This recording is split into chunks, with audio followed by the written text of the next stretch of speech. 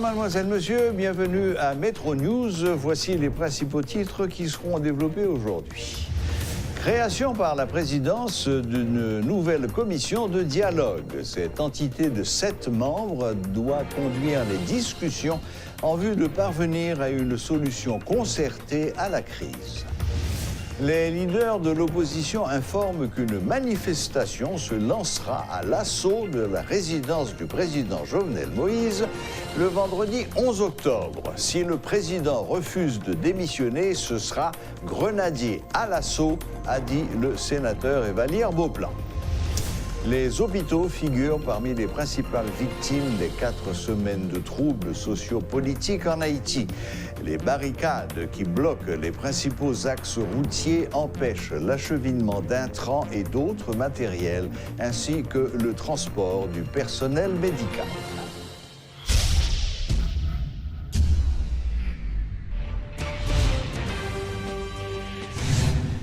Le chef de l'État haïtien, Jovenel Moïse, a formé une nouvelle commission de dialogue avec les leaders de l'opposition.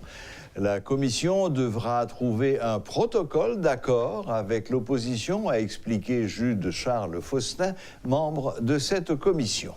Il souligne que le dialogue est indispensable dans le cadre des efforts pour trouver une solution à la crise. Le conseiller du chef de l'État assure qu'aucun sujet n'est tabou dans le cadre de ce dialogue.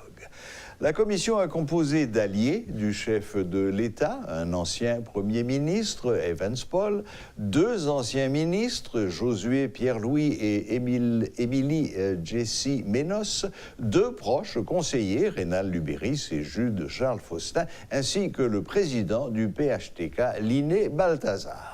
Aucune information n'est disponible sur la procédure de dialogue entre le gouvernement et l'opposition. On ignore même si la commission devra engager des discussions avec la commission dite de transition, mise en place la semaine écoulée par l'alternative consensuelle pour la refondation d'Haïti. La commission de l'opposition est composée de représentants des partis politiques et de personnalités de la société civile, dont des anciens alliés du PHTK, Gervais Charles et Himmler Rébu, et d'autres leaders de l'opposition, dont Jean-André Victor du MOPOD et Gary Victor du mouvement de la Troisième Voie. En réaction à la formation de la commission présidentielle, le colonel Himmler Rébu de la commission de facilitation de passation du pouvoir, formée par l'opposition, estime que la mise en place de cette structure présidentielle est justifiée dans le contexte d'un départ ordonné du pouvoir de Jovenel Moïse. Il s'interroge par contre sur la confiance à accorder à la parole du président qui s'est montré, selon lui, indigne de confiance jusqu'ici. L'opposition a toujours été ouverte aux négociations à partir du moment où il est question d'un départ de Jovenel Moïse, rappelle Himmler Rébu. Un comité vient d'être créé pour engager le dialogue avec l'opposition. Cette commission a été créée par le président de la République.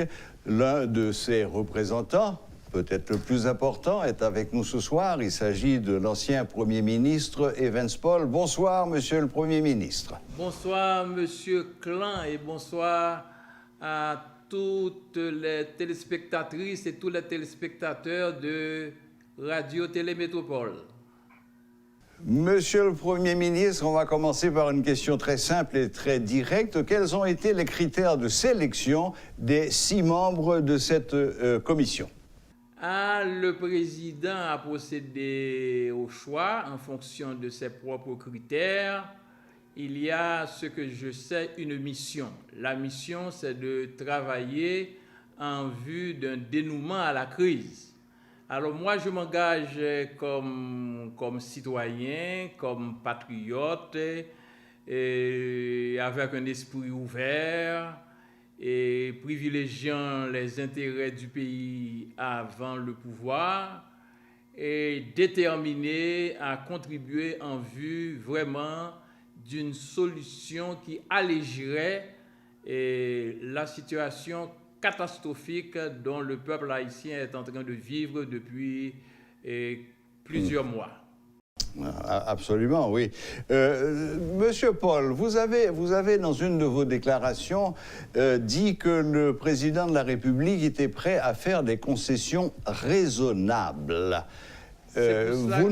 En général, vous ne choisissez pas vos mots au hasard. Quelles sont les limites de ce raisonnable?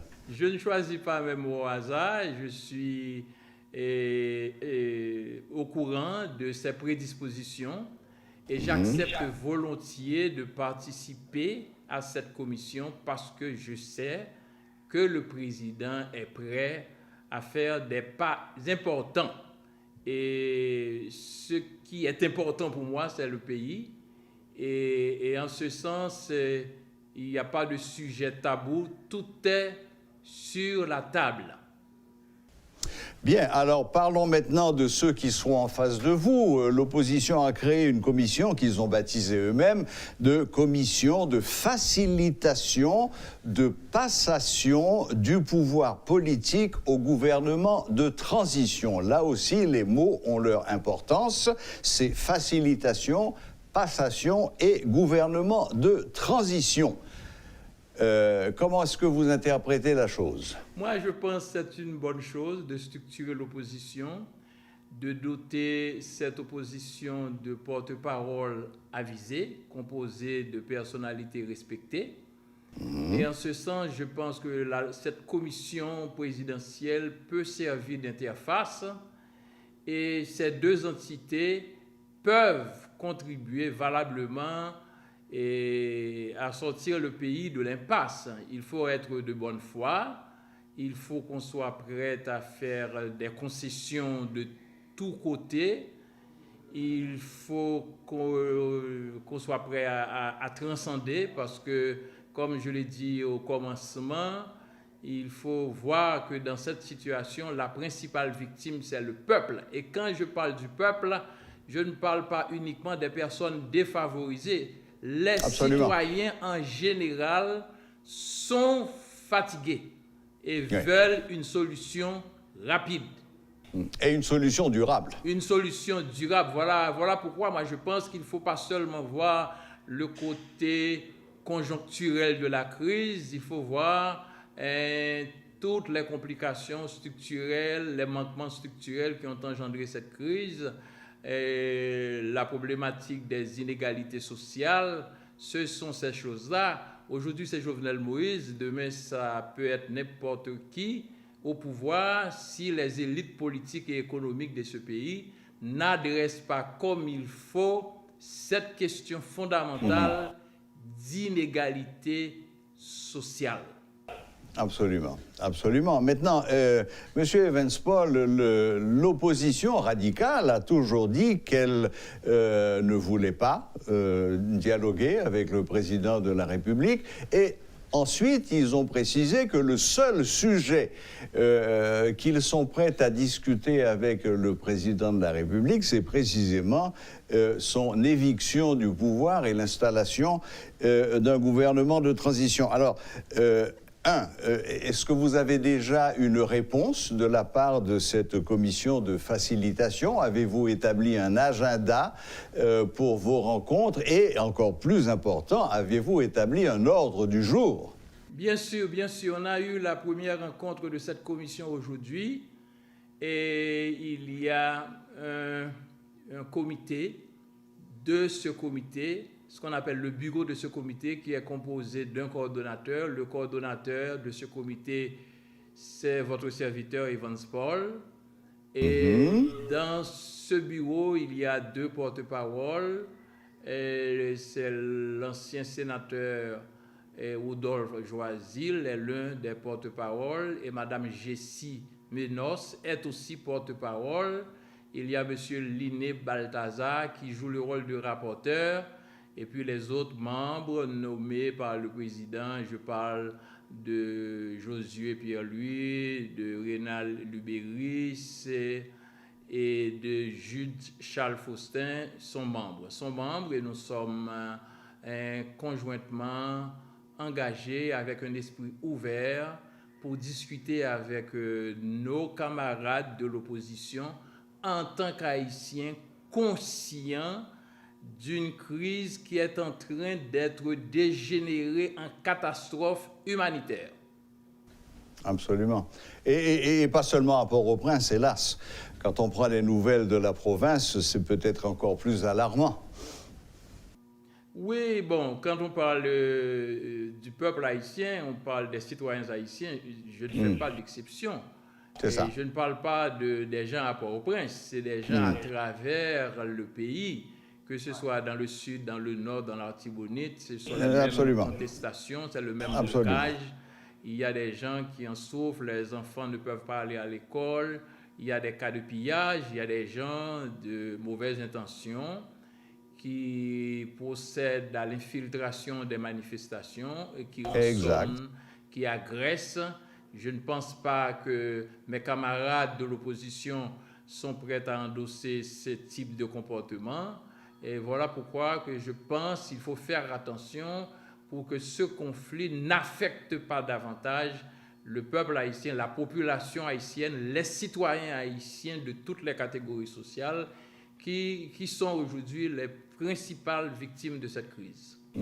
Mais Monsieur Evans-Paul, ma question était, avez-vous déjà pris contact avec la commission de facilitation de l'opposition quelle a été leur réponse? On a fait un agenda, on doit travailler avec les autres et nous sommes dans un processus. Vous savez, quand il y a dialogue, il y a aussi négociation.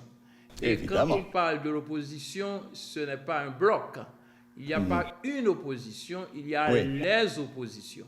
Alors, on est déterminé à travailler, on a pris certains contacts, mais pas encore très formels, parce que vous savez, dans cette situation, les uns n'ont pas toujours les mêmes attitudes que les autres. Alors, il faut avoir une certaine compréhension de la complexité de la situation du côté également de l'opposition. Il y a des susceptibilités, il y a des gens qui ne veulent pas être accusés de vendeurs de cause. Mais l'essentiel dans tout ça, il faut avoir le courage d'assumer une politique patriotique, une politique responsable, une politique du vivre ensemble. Si j'ai bien compris ce que vous venez de nous dire, Monsieur Evans-Paul, c'est que le premier contact avec cette commission de facilitation de l'opposition a été un premier contact positif. La porte n'est pas restée fermée. Disons contact informel, mais avec les amis de l'opposition. Moi, j'ai toujours eu de contact avec tous les compatriotes. C'est-à-dire, on peut avoir des désaccords, mais nous ne sommes pas des ennemis. Et c'est ça qui doit faire la différence. Les controverses politiques ne doivent pas conduire à ce que nous vivons actuellement, au blocage systématique du fonctionnement du pays. Il y a un conflit politique, il faut mettre les éléments de ce conflit sur la table des deux côtés. On sait que du côté de l'opposition, il y a un document qui a été annoncé. Bon, maintenant, quel que soit ce qui est inscrit dans ce document, du côté de cette commission en accord avec le président, on a également un document qui montre notre vision de sortie de crise. Ce sont là pour moi des éléments de discussion valables, capables de manière méthodique aider à orienter un dialogue sérieux. Bon, d'accord, mais j'imagine que tous ces documents, toutes ces propositions sont encore du domaine, peut-être pas du secret d'État, mais en tous les cas, ils restent confidentiels. Le moment venu, on en sera informé. Je vais peut-être terminer par une question qui intéresse, je crois, les leaders de l'opposition haïtienne annoncent la poursuite de la mobilisation jusqu'à satisfaction de leurs revendications. Le peuple abandonnera la rue lorsque le président aura démissionné, a martelé le sénateur Nenel Kassi. Les leaders de l'opposition informent qu'une manifestation se lancera à l'assaut de la résidence du président Jovenel Moïse le vendredi 11 octobre. Si le président refuse de démissionner, ce sera grenadier à l'assaut, a dit le sénateur Évalière Beauplan. Les leaders de l'opposition encouragent les manifestants à consolider les barricades qui paralysent les activités économiques. Le sénateur Antonio Cherami a toutefois mis l'accent sur la nécessité pour que les ambulances puissent circuler. De plus, les leaders de l'opposition ont exprimé leur colère contre les représentants de la communauté internationale qui recommandent une solution négociée à la crise. Nous ne voulons plus d'une relation colon-esclave, a-t-il martelé. Après une journée d'hier sans incident majeur, la journée d'aujourd'hui a continué à marquer un certain retour au calme et une reprise, plus ou moins timide, des activités. Rodolphe Pierre-Louis, vous étiez dans les rues de la capitale. Qu'est-ce que vous avez constaté en réalité? Justement, Serge, on était dans les rues. On était à Delma, à Pétionville, à Frères, sur la route de l'aéroport. On peut conclure qu'il y a une reprise timide des activités parce que dans la matinée, il y a certaines entreprises qui ont ouvert leurs portes, bien entendu. Il y a également des petits commerçants qui ont étalé leurs produits sur les trottoirs pour tenter de sauver la journée. Donc, dans la matinée, le plus souvent, la reprise des activités est souvent constatée. Maintenant, le problème, c'est aux environs de midi, 1h, 2h, il y a un changement. Donc, le nombre de personnes qu'on avait remarqué dans la matinée diminue considérablement. On ne sait pas pourquoi, certaines personnes se posent des questions, mais le matin, il y a des activités. Dans l'après-midi, ça ralentit. Cela dit, Rodolphe, la circulation automobile était relativement intense. Aujourd'hui, dans les rues, les camionnettes, les tap-tap, les minibus, il y en avait plein ce matin. Bien sûr, à Pétionville, à Delma, il y en avait beaucoup. Et à la station de Pétionville, c'était le même tableau. Tout simplement, dans l'après-midi, ça diminue considérablement. Certains se posent des questions. Est-ce que c'est parce que durant la semaine écoulée, dans la matinée, il y a un calme apparent, alors que dans l'après-midi, il y a des mouvements de protestation? C'est une question intéressante qui reste avec, jusqu'à maintenant, un point d'interrogation. Mais dans la matinée, il y a plus d'activités que dans l'après-midi. Bon, est-ce que tout simplement, les gens ne se précipitent pas le matin pour aller faire ce qu'ils ont besoin de faire? Parce que, en général, les manifestations commencent vers 11h, 11h30 pour atteindre leur paroxysme aux environs de 2h, 3h. C'est là que, en général, les choses se gâtent. Alors, est-ce que tout simplement, les gens ne vont pas vite le matin faire ce qu'ils ont à faire de bonne heure et ensuite rentrer chez eux et se protéger? C'est ce constat qu'on a fait aujourd'hui à Pétionville, parce que dans la matinée, il y avait beaucoup d'activités, mais aux environs de 11h, 11h30, on a remarqué un mouvement de protestation. Bon, certains se demandaient est-ce que c'était prévu, est-ce qu'il y avait une manifestation prévue pour aujourd'hui. Bon, dans les informations, je doute que ce soit oui. Tout simplement, ce mouvement sillonnait quelques rues à Pétionville. Il faut souligner également que la police était présente sur les lieux pour sécuriser, comme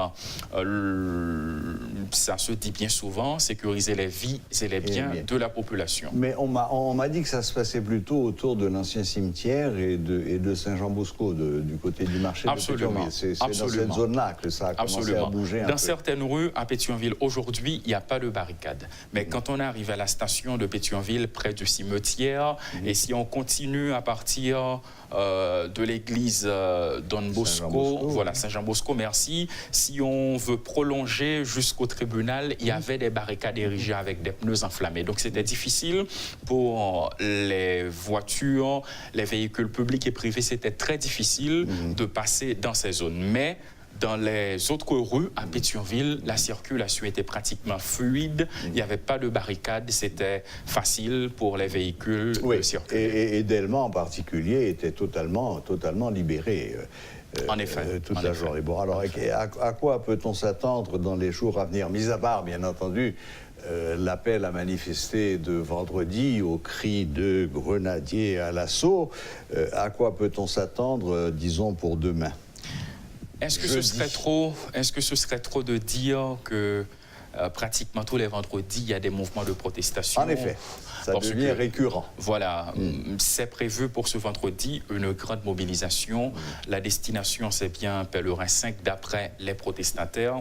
Donc demain, la résidence jeudi, de M. Moïse. Justement, on se rappelle, jeudi dernier, il n'y avait pas de mouvement de protestation. Donc certains se posaient des questions, pourquoi il n'y a pas de manifestation? Mais on avait vite compris que les protestataires se préparaient pour vendredi. Voilà. Donc demain, jeudi, est-ce qu'il y aura des mouvements? Point d'interrogation. On ne sait pas. On n'en sait rien. Mais on sait qu'un mouvement est prévu pour vendredi. Et vendredi, ça risque de frapper fort. Si vraiment on nous joue le film Grenadier à l'assaut, ça risque d'être chaud. En effet, ils annoncent une nouvelle fois la couleur. Eh bien, Rodolphe Pierre-Louis, merci. Merci d'être venu dans nos studios ce soir pour nous dire ce que vous avez vu, et que pratiquement tout le monde a vu, qu'aujourd'hui, la situation était calme, même s'il n'y avait pas beaucoup d'activités, et que timidement, ça reprend très bien. Des directeurs d'école se montrent préoccupés au plus haut point par la conjoncture actuelle. Conséquence, les établissements scolaires sont fermés depuis pratiquement 4 semaines. Le frère Augustin Nelson du Collège canado-haïtien et le pasteur Pierre-Antoine Francillon du Collège Interfamilia ont fait savoir que cette situation a des impacts également sur l'état d'esprit des élèves. Lorsque la société est en crise, c'est l'école qui subit les conséquences, puisque entre la société et l'école, c'est comme une relation père et fille. Lorsque la société a de la fièvre, l'école est fébrile. Lorsque la société est en remède, l'école tousse. On est déjà mi-octobre et les élèves n'arrivent pas encore à prendre le chemin de l'école. Lorsque ce sont les élèves qui n'arrivent pas à prendre le chemin de l'école, on fait face à 2 problèmes. Le premier, c'est l'avenir du jeune, l'avenir de l'enfant qui est en jeu. Donc, ne pas lui permettre d'aller à l'école, c'est mettre en jeu son propre avenir. Et lorsqu'on hypothèque l'avenir de l'enfant, l'avenir des jeunes, eh bien aussi, on met en jeu l'avenir de la société en tant que telle, puisque préparer les jeunes, c'est pour prendre la relève pour que la société aille mieux. Quand ce ne sont pas des grèves de 2 ou 3 jours, ce sont des violentes manifestations qui perturbent les activités scolaires. D'ailleurs, les grèves, les manifestations engendrent des catastrophes sur le plan socio-économique. La situation est désastreuse ces jours-ci. Et les parents perdent leur travail, sont au chômage. Oui, c'est un bon point. Les élèves sont stressés. Est-ce qu'on va les garder en salle de classe parce qu'ils ne paient pas? Ils sont affamés. Et pour beaucoup d'écoles, on peine à effectuer les paiements des professeurs à cause du non-paiement des frais scolaires. Alors, nous sommes dans une situation grave. Et ne pas pouvoir commencer l'année scolaire, le 9 septembre, comme c'était prévu, pour moi, c'est une perte. Une grande perte? Une grande perte. Perdre 3 semaines. Et nous sommes maintenant à la 4e semaine. Oui. C'est une grande perte. Mais heureusement, s'il y a une issue cette semaine. Oui, mais qu'on ne voit toujours pas venir. Souhaitons-le. Oui. Souhaitons-le. S'il y a une issue, permettez-moi d'employer les mots agréables. Vous comprenez? Et on pourra se rattraper. Okay. Se rattraper. On pourra se rencontrer tous les secteurs, que l'on soit de la Fédération des écoles protestantes, que l'on soit au collège Cadado, au Calspessoir, on peut se rencontrer pour l'élaboration d'un plan de travail pouvant rattraper les semaines perdues. Mais c'est le ministère de l'Éducation nationale qui devrait donc donner le ton. Le ministère de l'Éducation nationale devrait normalement remanier le calendrier, mais rattraper, c'est vite dit, parce que dans une année, on ne peut pas trop allonger. Par exemple, le mois de juillet, c'est un mois très chaud, donc c'est très difficile de rattraper dans ces circonstances. Donc, perdre le début, je pense que c'est compliqué pour l'année scolaire. Des résidents de Carrefour et d'autres villes qui se trouvent dans le sud du pays ont du mal à venir à Port-au-Prince. La route nationale numéro 2 est bloquée au niveau de la 4e avenue Bolos, entre autres. Des jeunes, pour la plupart armés, ont érigé de grosses barricades afin d'empêcher la circulation. Ils exigent le départ du président Jovenel Moïse. Peuple Bolos a ni révolté. La demandé une bonne condition de vie. Nous que nous disons pas de courant. Nous que nous disons pas de travail. Peuple dans gangou. Peuple Bolos a dit que le ou la façon faut que le président Jovenel retire pied li. Tout le temps que Jovenel Moïse pas démissionné, nous dit que nous avons toujours été là. Nous connaissons notre troisième chose, nous sommes victimes. Nous ne avons pas aucun marché moderne. Nous n'avons pas un bon centre de santé.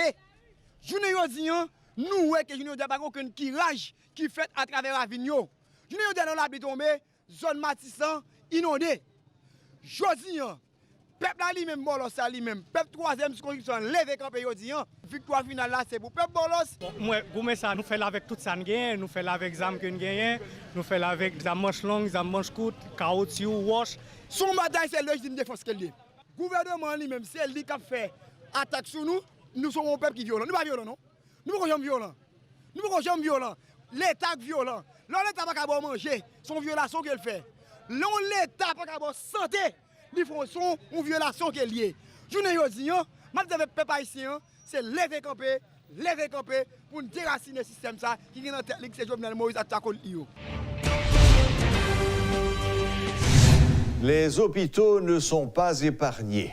Les barricades bloquent les principaux axes routiers et empêchent l'acheminement d'intrants et d'autres matériels, ainsi que le transport du personnel médical. Le directeur de l'hôpital Sainte-Croix de Léogane, le père Jean-Michelet Saint-Louis, a alerté sur des besoins urgents en oxygène et en carburant. Nos réserves sont pratiquement épuisées, dit-il, appelant les manifestants à laisser passer l'ambulance de l'hôpital. L'oxygène est indispensable, notamment pour le service des nouveau-nés en situation d'urgence. Sainte-Croix est un hôpital de référence pour la région des Palmes et prend en charge des accidentés et des femmes enceintes. Par ailleurs, le directeur médical de l'hôpital du Sanatorium, le docteur Louis Charles, tire la sonnette d'alarme sur les graves conséquences du pays LOC sur cette institution qui prend en charge les patients atteints de pathologies pulmonaires et ceux qui vivent avec le VIH-Sida. Il indique que les médicaments sont toujours disponibles pour les patients vivant avec le VIH-Sida, placés sous antirétroviraux, mais l'hôpital est quasiment en rupture de stock pour les médicaments nécessaires à la prise en charge de ceux qui souffrent de tuberculose. En ce début de semaine, l'UNICEF a fait don de 51 360 gallons de diesel et 521 bonbonnes d'oxygène de 60 litres pour le fonctionnement de 29 hôpitaux affectés par les troubles sociopolitiques. Le programme des Nations Unies pour le développement, PNUD, se penche sur la situation carcérale en Haïti. Durant un colloque international de 3 jours, plusieurs chercheurs vont réfléchir afin de trouver des pistes de solutions en ce qui a trait à la surpopulation carcérale.